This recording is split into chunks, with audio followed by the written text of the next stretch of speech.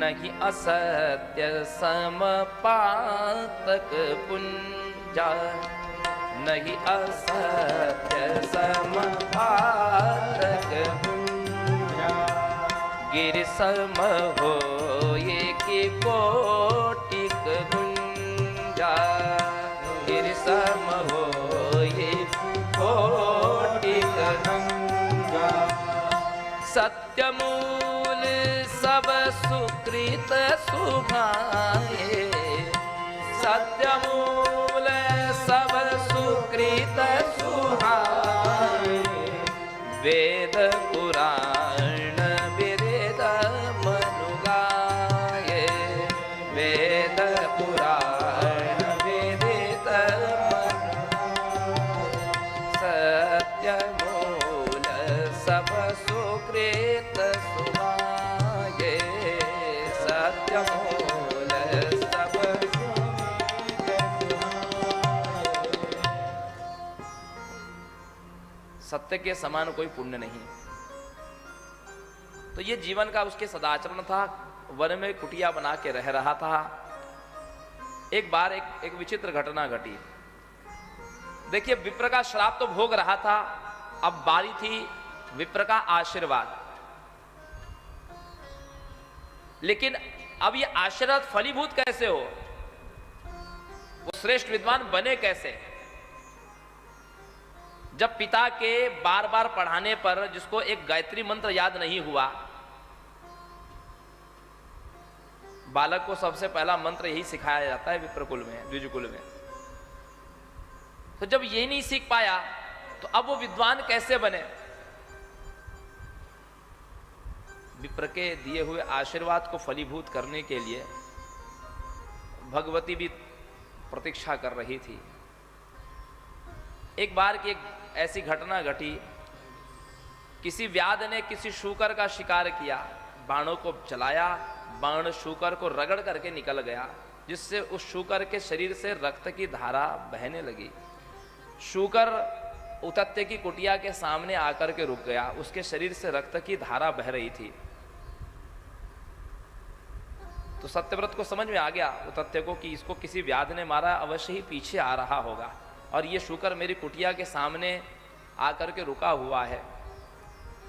तो उतत्य को उसको देख करके बड़ी दया आई कि अग्रे व्रजंतम रुदिराद्र देहम दृष्ट्वा मुनिम शूकरमासुबिद्धम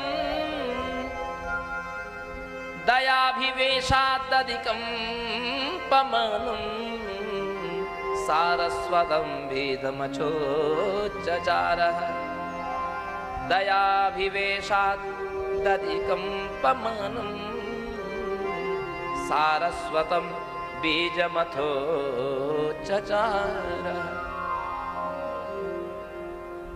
रुद्र से सने हुए उस शूकर को देख करके मुनि को दया आ गई, अर्थात उतत्य को दया आई।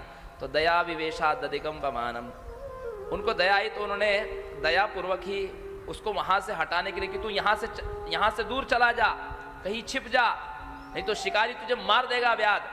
उसको कहा ऐ, उसको हटाने के लिए आई आई कहा। अच्छा, आपने देखा ना ऐन, ऐनक का आई, उसमें अनुस्वार लगाने से वो वाग बीज हो जाता है, लेकिन ऐम नहीं कहा था उसने, ऐम नहीं कहा था, केवल ऐ कहा था, अनुस्वार रहित।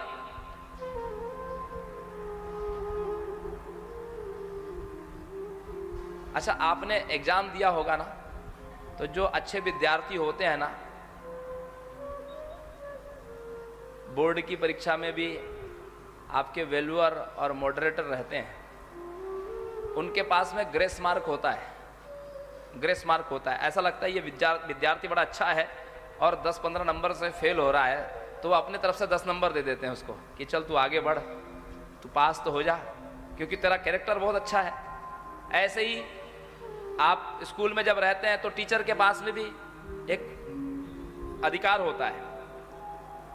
तो जब कोई बच्चा एक आध विषय में फेल होता है ना, तो उसको पास कर देते हैं, उसके सब्जेक्ट के नीचे लाल लकीर रहेगी, लेकिन उसका रिजल्ट में उसको पास लिखते हैं, उसको लिखते हैं प्रोमोटेड, प्रोमोटेड, अब अगली कक्षा में जाने लायक है। किस लिए? उसका कैरेक्टर अच्छा है, उसकी हाजिरी अच्छी रही है, वो साफ सुथरा रहा है, क्लास में उसका बर्ताव अच्छा रहा है, पढ़ाई में थोड़ा कमजोर तो कोई बात नहीं, बाकी चीज़ें तो इसकी अच्छी है। बस माँ ने भी यहाँ पर प्रमोशन कर दिया। उसने वाग बीज बोला नहीं था स्पष्ट, माँ को लगा केवल बिंदी नहीं लगाया है ना, वो मैं लगा देती हूँ। माँ ने अनुस्वार अपनी तरफ से लगा लिया कि बीजोच्चारण तो दिव्या विद्या प्रस्फुरिता खिला वाल्मीकि यथा पूर्वम तथा सह्या भवत कवि। जैसे पूर्व काल में रत्नाकर डाकू वाल्मीकि बन गए, उल्टा नाम जपत जग जाना वाल्मीकि भय ब्रह्म समाना।